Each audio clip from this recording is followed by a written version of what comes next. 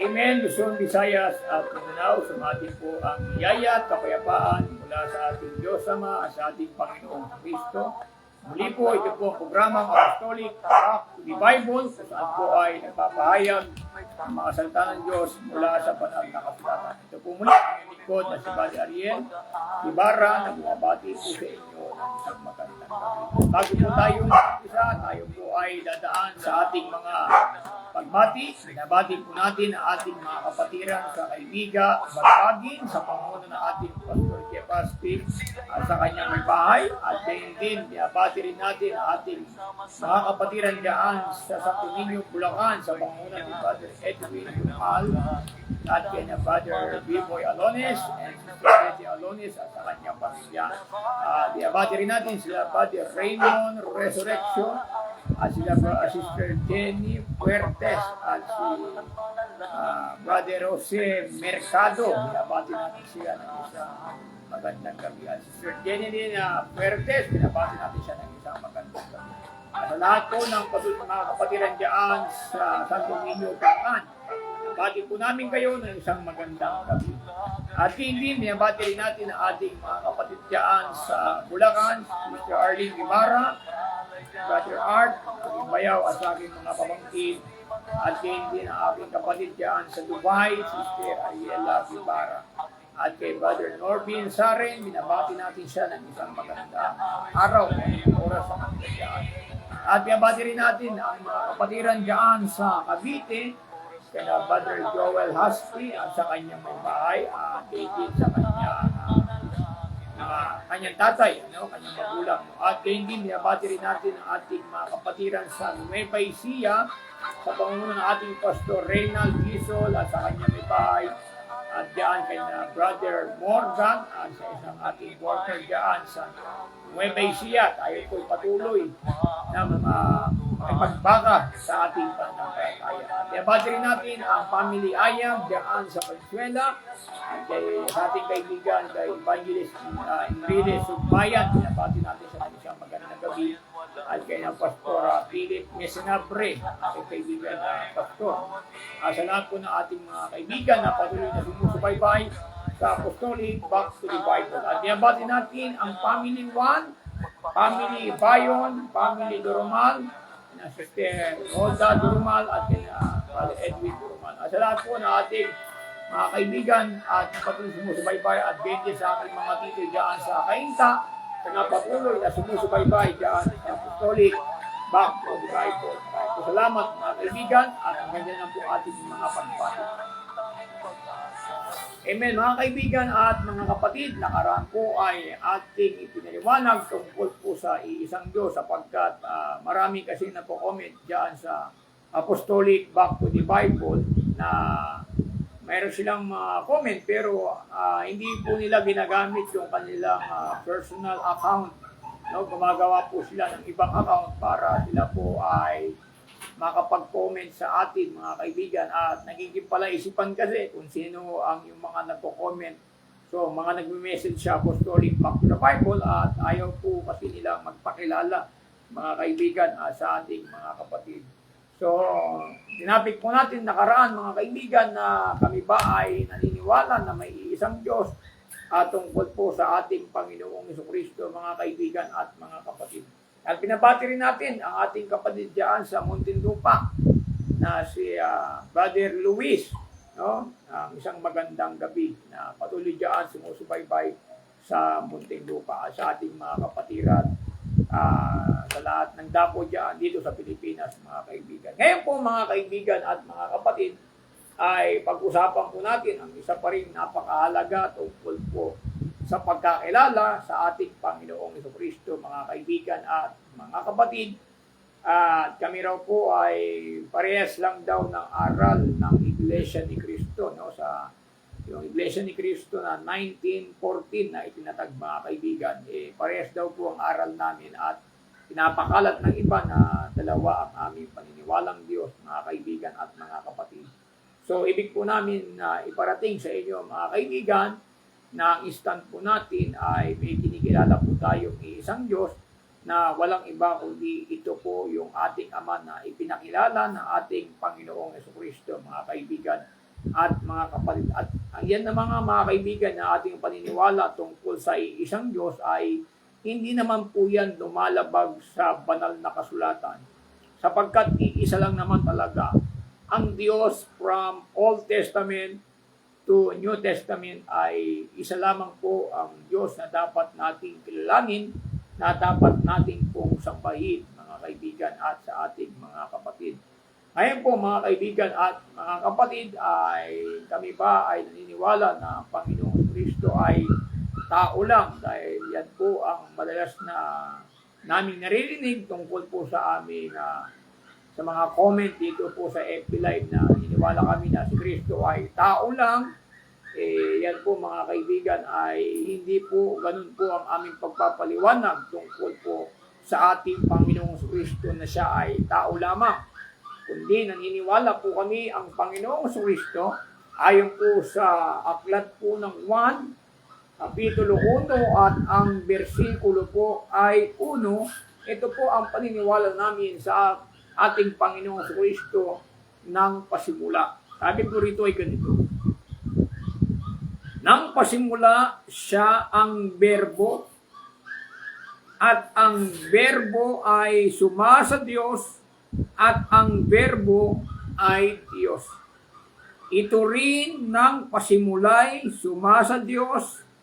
Ang lahat ng mga bagay ay ginawa sa pamamagitan niya at anumang sa lahat ng ginawa ay hindi ginawa kung wala siya. Yan po paniniwala po namin na ito pong berbo mga kaibigan, ang pasimula, ito po ang kalagayan po ng anak, siya po ay berbo. At yung berbo ay sumasa Diyos at ang berbo ay Diyos. Batay po yan sa sa 1:1 sa pagkakaliwat po sa Tagalog. Pero kung titingnan po natin sa English mga kaibigan, in the beginning was the Word, and the Word was with God, and the Word was God. The same was in the beginning with God.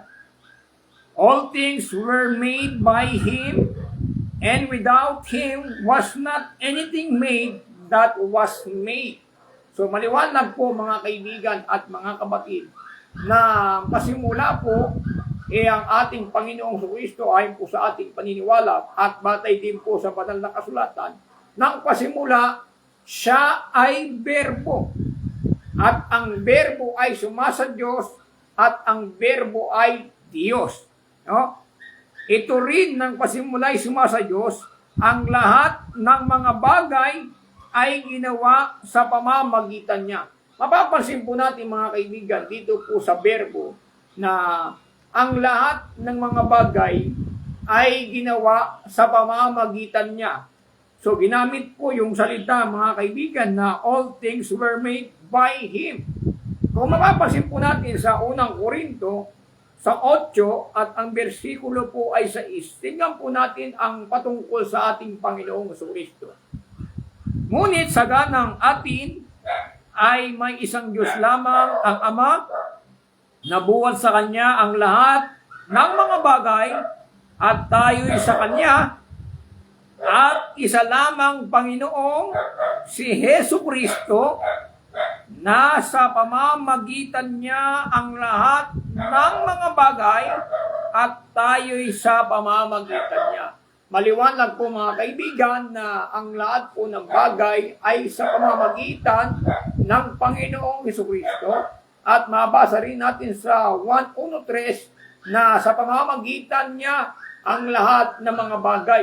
Walang iba kundi ang tinutukoy ay walang iba kundi ang berbo, mga kaibigan at mga kapatid. Ngayon po, ang ating Panginoong Kristo ng pasimula ay naniniwala po tayo na siya po ay berbo at siya rin yung buhay na walang hanggan, batay din sa banal na kasulatan. Dito po sa unang 1:1 at ang bersikulo po ay 1. Tignan po natin. Yaong buhat sa pasimula, yaong aming narinig, yaong nakita ng aming mga mata, yaong aming namasdan at nahipo ng aming mga kamay tungkol sa salita ng buhay. At ang buhay ay nahayag at aming nakita at pinatotohanan at sa inyo'y aming binabalita ang buhay. Ang buhay na walang hanggan na kasama ng Ama at sa atin ay nahayag. Maliwanag po yan mga kaibigan at mga kapatid. Dahil yung buhay na walang hanggan, mga kaibigan, ito po ay nasa kanyang anak, mga kaibigan at mga kapatid.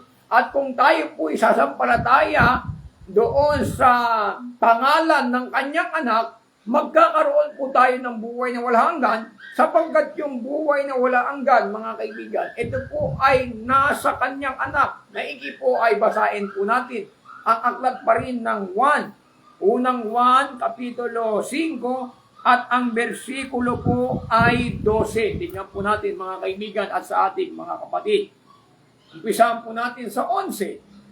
At ito ang patotoo na tayo'y binigyan ng Diyos ng buhay na walang hanggan at ang buhay na ito ay nasa kanyang anak. Ang kinaroroonan ng anak ay kinaroroonan ng buhay. Ang hindi kinaroroonan ng anak ng Diyos ay hindi kinaroroonan ng buhay. Ang mga bagay na ito ay isinulat ko sa inyo upang inyong maalaman na kayo'y mayroong buhay na walang hanggan.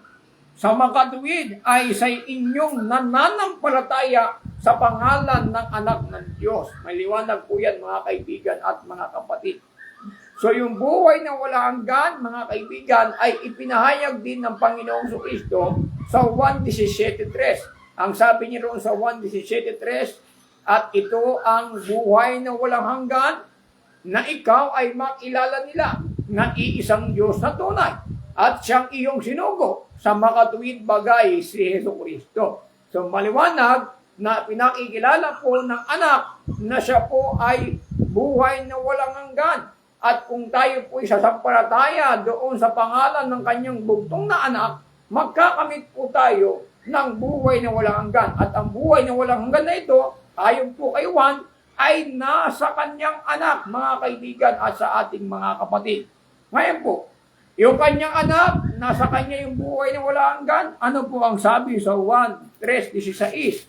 Ito po, lagi po natin itong naririnig at pamilya na po sa atin ang talatang ito. Tingnan po natin.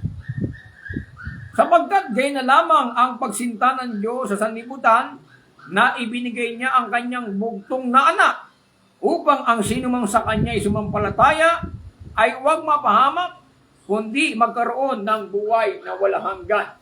Kaya dahil po yung buhay na walang hanggan ay nasa kanyang anak, kung tayo po ay sasampalataya sa kanyang anak, sa pangalan ng kanyang anak, mga kaibigan, tayo po ay magkakamit ng buhay na walang hanggan. Ito po yung plano ng Diyos upang tayo po ay maligtas, mga kaibigan, at sa ating mga kapatid. Dahil ng una ay meron po tayong buhay na walang hanggan, dahil si Adan at Eva ay nadaya ng dyablo, mga kaibigan, nawala po yung buhay na masagana, buhay na walang hanggan, kaya ginagawa po ng ating Panginoong Kristo, mga kaibigan, ginawa po ng ating Diyos Ama, sinugo niya po ang ating Panginoong Kristo upang ibalik po sa atin yung buhay na walang hanggan, mga kaibigan, at sa ating mga kapatid. Ibabalik po tayo ng Panginoong Kristo doon sa original, mga kaibigan, na kalooban ng Diyos sa mga tao.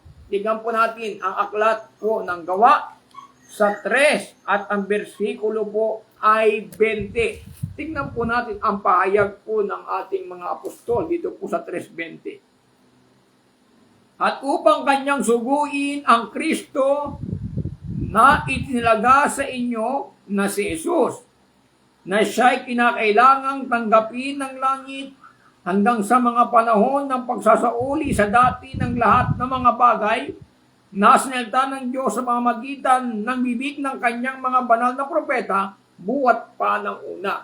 Ang Panginoong Kristo, mga kaibigan, si Kristo na itinilagang si Jesus, siya po ay sinugo ng Diyos upang, mga kaibigan, sabi rito, upang isauli ang mga dati sa lahat ng bagay.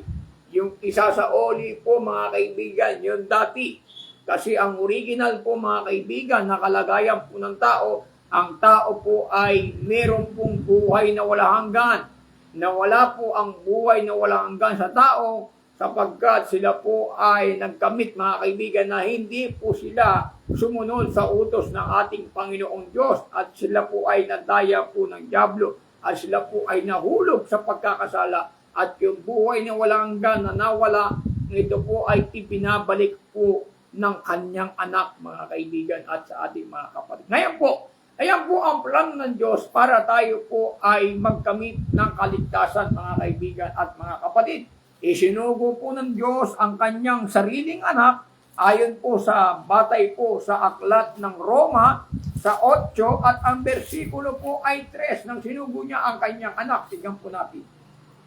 Sapagkat ang hindi magawa ng kautusan na mahina sa pamamagitan ng laman sa pagsusugo ng Diyos sa kanyang sariling anak na nag-anyong lamang salarin at dahil sa kasalanan ay hinatulan ng Diyos sa laman ang kasalanan. Isinugo po ng Diyos ang kanyang anak na nag-anyong lamang salarin.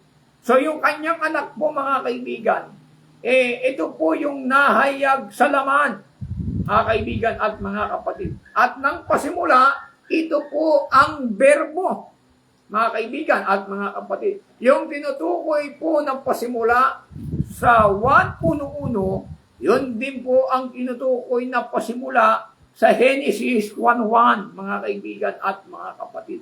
Sa makatuwid, nung Genesis 1:1, sabi doon, in the beginning, God created in heaven and earth. Nang pasimula, ang kalagayan po ng Panginoong Kristo, siya po ang berbo. Siya po yung salita ng Diyos. Siya po yung ibinigkas ng Diyos.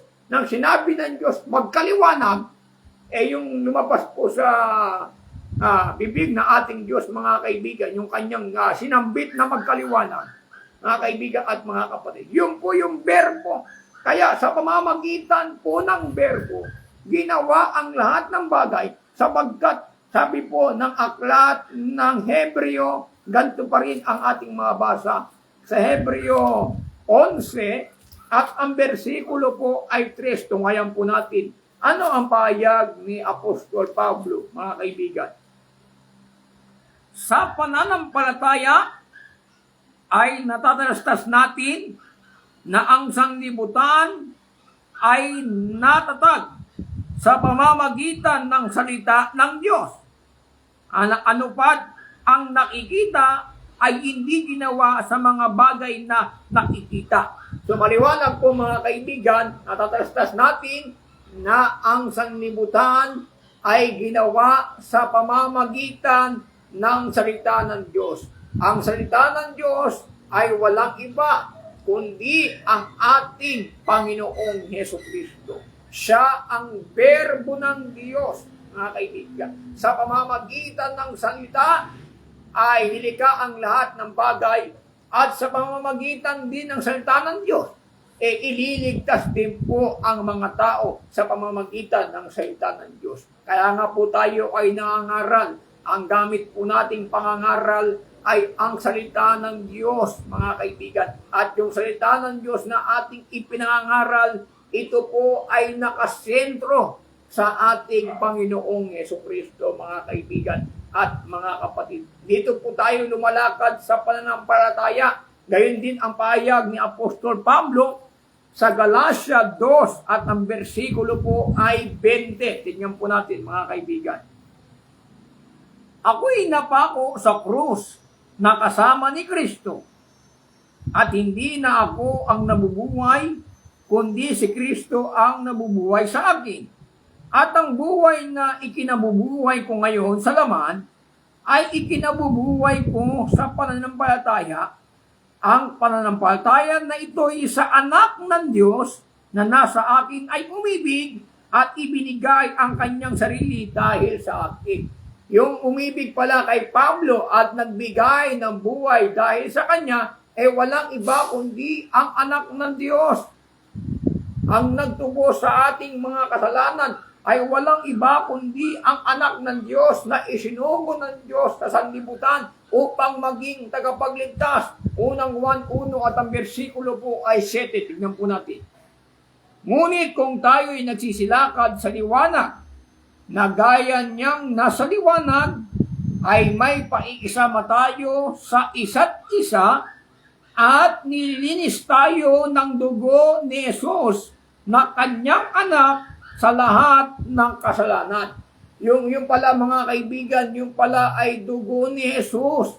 Yung dugo po ni Jesus na kanyang anak, yun po ang naglilinis po sa atin, sa ating mga kasalanan. Ito po mga kaibigan ay nababasa naman sa banal na kasulatan mga kaibigan at mga kapatid. Kaya mapapansin po natin sa Gawa 20:28, kung titignan po natin mga kaibigan, tignan po natin ang pahayag ng ating Panginoon ni Apostol Pablo mga kaibigan tungkol po sa Gawa 20:28. Tignan po natin mga kaibigan at mga kapatid. Ingatan ninyo ang inyong sarili at ang buong kawan na sa kanila'y ginawa kayo ng Espiritu Santo na mga obispo upang pakanin ninyo ang iglesia ng Panginoon na binili niya ng kanyang sariling dugo. Ang pahayag po ng iba mga kaibigan, yung dugong itinubos dito ito raw ay dugo ng Ama. Paano po magkakaroon ng dugo yung Ama? Ang Ama po ay Espiritu, mga kaibigan. Pinapahayag po ni Juan na ito ay dugo ng anak ng Diyos na maglilinis sa kasalanan ng sanlibutan. Kasi yung anak ng Diyos, mga kaibigan, ito po yung katawan na inihanda sa pangtubos sapagkat ang pahayag po ni Apostol Pablo sa 10 ng Hebreo, Kapitulo 4. Tingnan po natin. Ganito. Sapagkat di maari na ang dugo ng mga baka at ng mga kambing ay makapag-alis ng mga kasalanan. Sa 2, sa ibang paraan ay hindi kaya baga nagsisipaglikad sila ng paghahandog sapagkat ang mga nagsisamba ay yamang nalinis na minsan ay hindi na sana nagkaroon pa ng budhi sa mga kasalanan. Ngunit sa mga hain yaon ay ginagawa ang pag-alaala sa mga kasalanan taon-taon, sapagkat di maari na ang dugo ng mga baka at ng mga kambing ay makapaglinis ng mga kasalanan. Ano po nangyari? Sa 5, kaya't pagpasok niya sa sanlibutan, walang iba kundi yung anak, ay sinasabi, hahin at handog ay hindi mo ibig, ngunit isang katawan ang sa akin ay inihanda mo. Pag sinabi po ng banal na kasulatan, kaya't pagpasok niya sa sanlibutan, nang nakapasok na yung anak sa sanlibutan, sabi ng anak, mga kaibigan, hahin at andog hindi mo ibig, ngunit isang katawan ang sa akin ay inihanda mo. Meron na pong katawang taong inihanda ang Ama, mga kaibigan at mga kapatid. At doon sa katawang taong inihanda ng Ama, doon po nanahan ang buong kapuspusan ng pagkadiyos sa Colosas 2 at ang bersikulo po ay 9. Yung katawan na inihanda ng Ama, yun po ang ipangtutubos sa kasalanan, mga kaibigan at sa ating mga kapatid. Kaya maliwanag po ang pahayag ng banal na kasulatan. Ngayon po, anong katunayan na yung anak, siya po yung nasa kalagayang laman, mga kaibigan at mga kapatid. Paenggan din po natin sa Hebreo 5 at ang bersikulo po ay 7. Ano ang sabi ng banal na kasulatan ay ganito. Na siya sa mga araw ng kanyang laman ay naggandog na mga panalangin at mga daig na sumisigaw ng malakas at lumuluwa doon sa may makapangyarihang makapagliligtas sa kanya sa kamatayan. At siya'y dinilig dahil sa kanyang banal na takot. Sabi diyan mga kaibigan, na siya sa mga araw ng kanyang laman. Ibig sabihin mga kaibigan, meron po siyang araw na hindi po siya laman. Pero ng araw ng kanyang laman, siya po ay naghahandog ng mga panalangin doon sa makapangyarihan sa lahat na makapag-iligtas sa kanyan sa kamatayan. Sino itong nasa araw ng kanyang laman na naghahandog ng panalangin na doon sa nakakapagligtas sa kanya sa kamatayan? Tuloy po natin sa 8, mga kaibigan. Bagamat siya'y anak, gayumay natuto ng magtalima sa pamamagitan ng mga bagay na kanyang tiniis. Yung anak pala, mga kaibigan, yung nagkaroon ng araw ng laman. Mga kaibigan at mga kapatid, hindi po yung ama yung naging laman, kundi yung anak na ito, nang pasimula, siya ang berbo. At ang berbo ay sumasa Diyos. At ang berbo ay Diyos. Ito rin ng pasimula ay sumasa Diyos, sabi doon. Sa 14, at nagkatawang tao ang berbo. Yung berbo na gumawa ng lahat ng mga bagay, mga kaibigan, siya po ay nagkatawang tao. Kaya nga, ang payag ni Juan sa 1:1 at ang versikulo ay 10 ay ganito.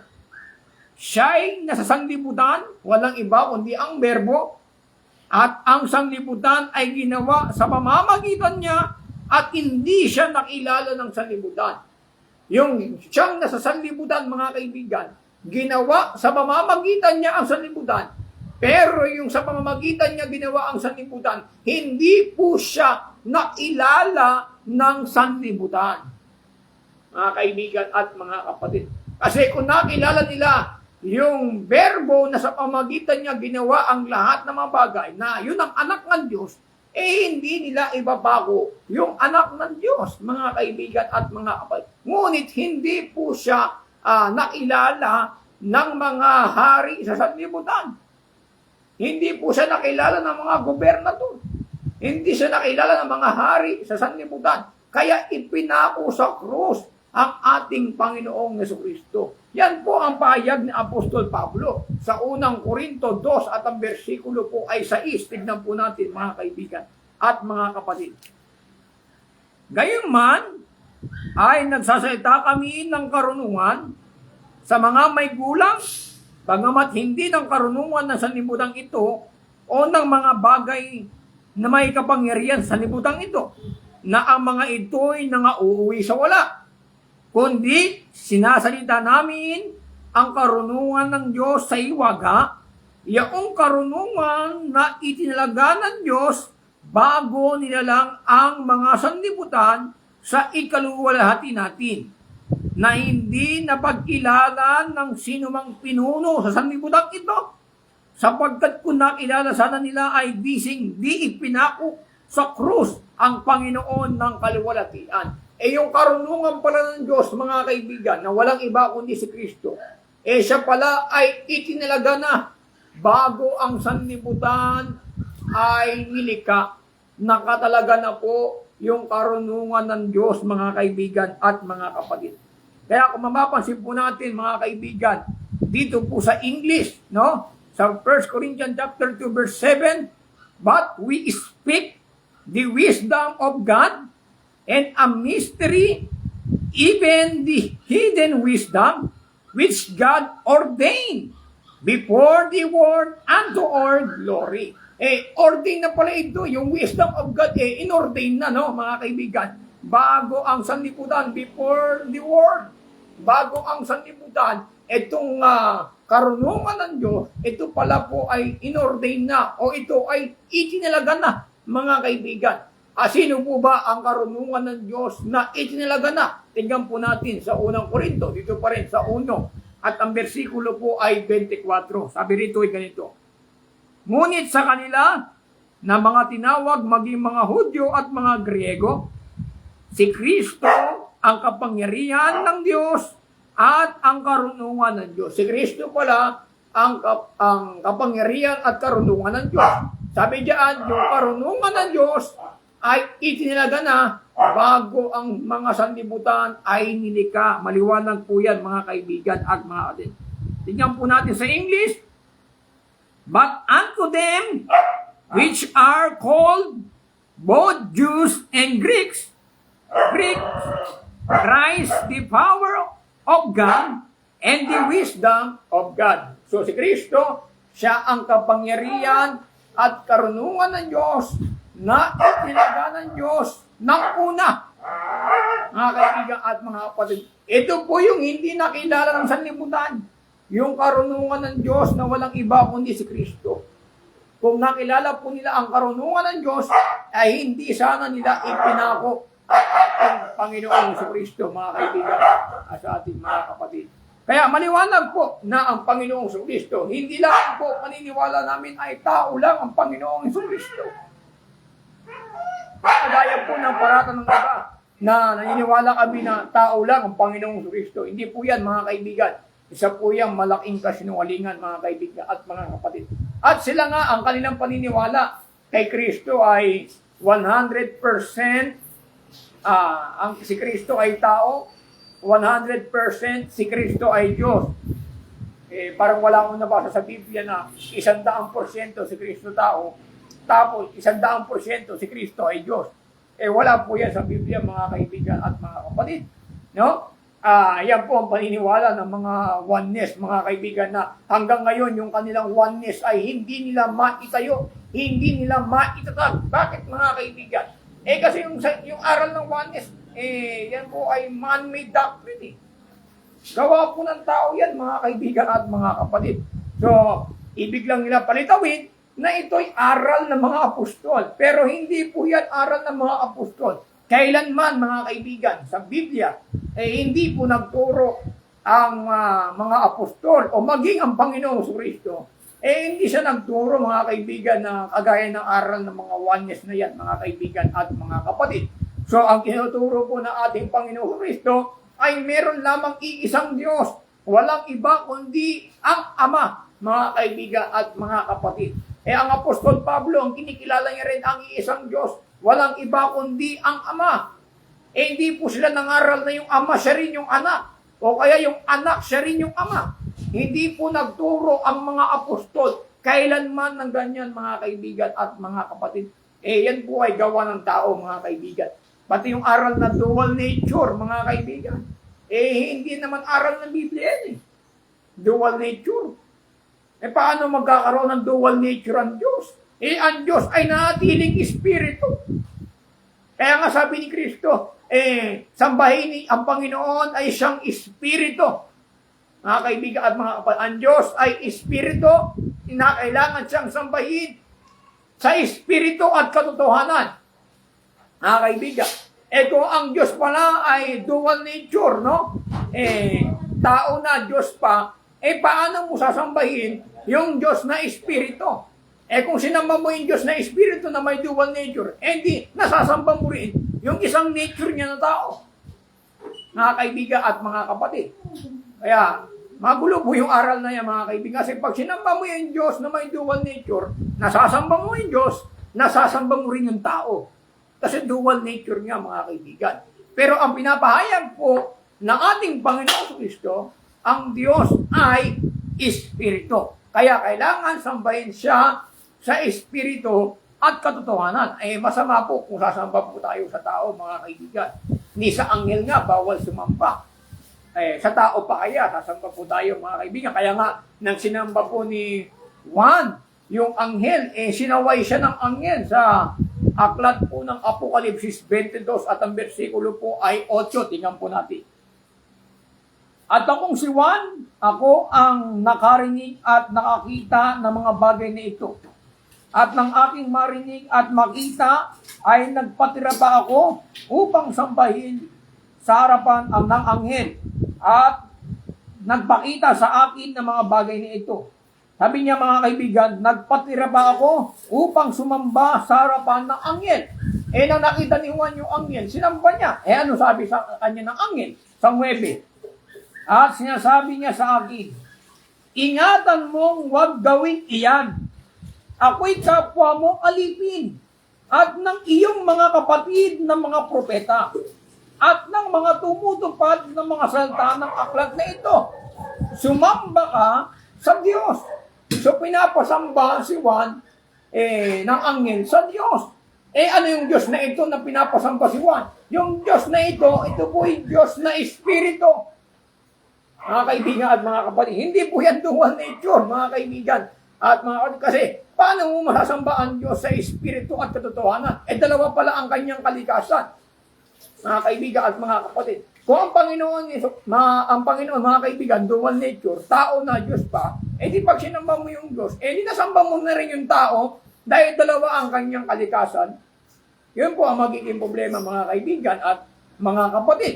Kaya pinapasamba po tayo ni Kristo sa iisang Diyos na walang iba kundi ang Ama, at siya po ay Espiritu, mga kaibigan at mga kapatid. Ngayon po, ang Diyos ba na paniniwala namin ay mayroong dual nature? Wala po, mga kaibigan at mga kapatid.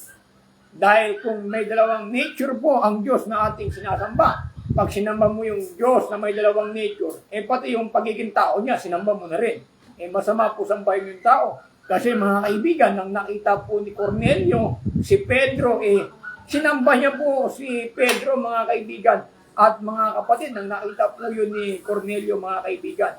At kaya masama po na tayo po isasamba doon sa tao, maging sa anghel, ay hindi po pinaitulutan ng anghel na si Juan ay sambahin siya. Kasi sabi ng anghel, ingatan mong huwag gawin yan. Ako'y kapwa mo alipin na tumutupad na nakasulat sa aklat na ito. Sumamba ka sa Diyos, mga kaibigan. Yan po ang payag, mga kaibigan. At ngayon po, nang sinamba po ni Cornelio si Pedro, anong sabi po ni Pedro? Sa 10:25 ng gawa hanggang 26. At nangyari na pagpasok ni Pedro, ay sinalubong siya ni Cornelio at nagpatira pa sa kanyang paanan. At siya'y sinamba. Datapwat itinindig siya ni Pedro na sinasabi, magtindig ka, ako man ay tao rin. So maliwanag po yan, mga kaibigan at mga kapatid. Sabi niya kay Cornelio, magtindig ka, tao rin ako. Ano sabi ng anghel? Mga kaibigan ngayon, ina-address po tayo na kailangan po nating sambahin. Tayo po'y sasamba sa Diyos. At yung Diyos na ating sasambahin po natin to sa Espiritu at katotohanan.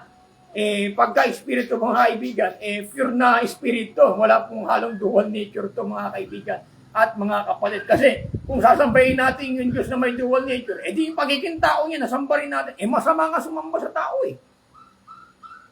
Kaya ang pinakikilala ni Kristo na Diyos, Espiritu. At ito po'y mananatiling Espiritu, mga kaibigan at mga kapatid.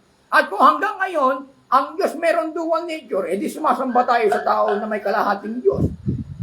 At sumasamba tayo sa Diyos na may kalahating tao. Nasasamba natin yung pagiging tao niya, nasasamba din natin yung pagiging Espiritu niya. Hindi po pwede ganun, mga kaibigan at mga kapatid.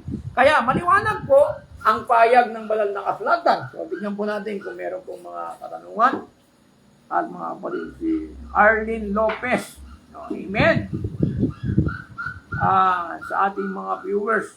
So, meron po tayong question. Dinabati rin natin si Meray Isguera Reyes ng isang magandang gabi. Sa lahat po ng ating mga sumusubaybay kay Man Regoldula at kay Jeneline Puertes, ating kapatiran ito, mga kapatid, at kay Sister Roda Bayon Durumal, sa lahat po ng ating mga kapatid na sumusubaybay. Kaya maliwanag po ang payag ng Biblia, mga kaibigan. Hindi po kami naniniwala sa salitang oneness, no?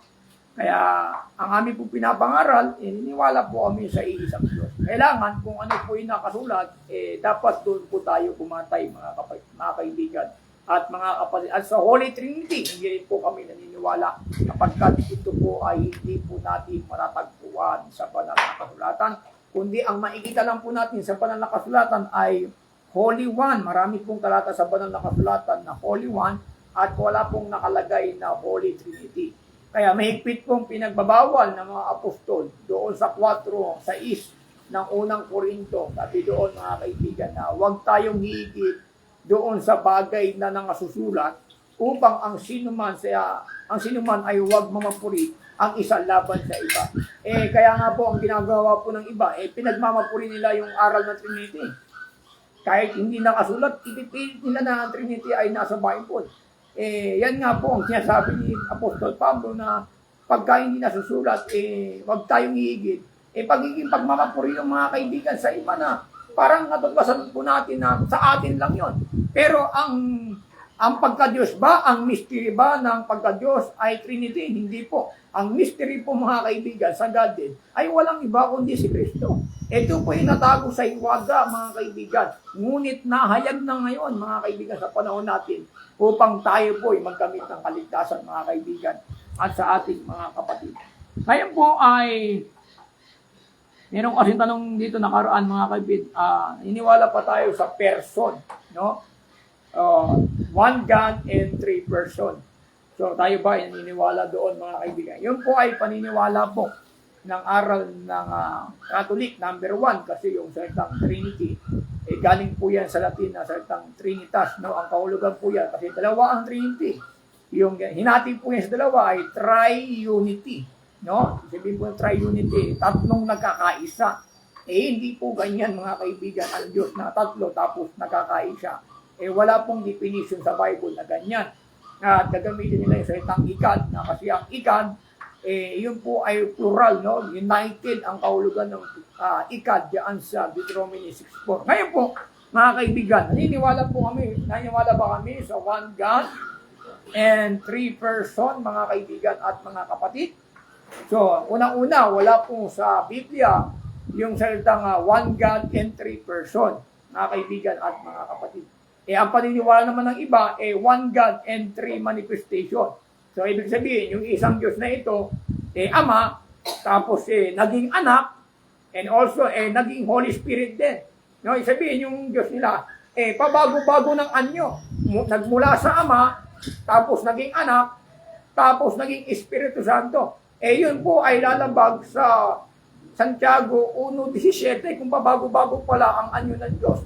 Kasi mga kaibigan, yung salita po nga, ang Diyos ay hindi nagbabago doon sa James 1:17. Sa Greek word ay paralogy, ang kahulugan po yun mga kaibigan. Hindi po siya pabago-bago ng anyo o ni anino man ng pag-iiba. Hindi po siya pabago-bago ng kalagayan, mga kaibigan at mga kapatid. Yan po ang makikita po natin, isa sa mga katangian ng ating Diyos, mga kaibigan at mga kapatid. At wala pong three person. Pero meron po naka-record sa Bible na sinasabi po sa King James Version sa 1 John 5:7. Tingnan po natin. May naka-record po mga kaibigan. Pero sasabihin nila, sila po ang nagdagdag ng person na salita. Tingnan po natin. For there are three that bear record in heaven, the Father, the Word, and the Holy Ghost, and these three are one.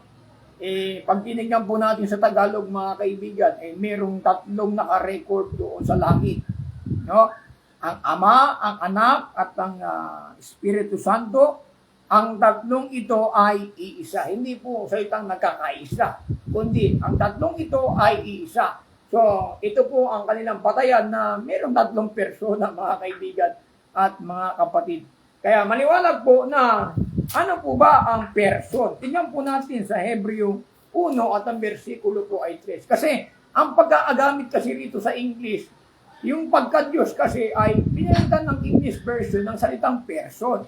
Tingnan po natin sa Hebreo 1:3. Palibasa isang sinag ng kanyang kaluwalhatian, tunay na larawan ng kanyang pagka-Diyos. So mapapansin po natin yung salitang pagka-Diyos. Pag ginigam po natin sa English, person na po ang nakalagay sa translation ng King James Version. Sabi rito, who being the brightness of His glory and the express image of His person.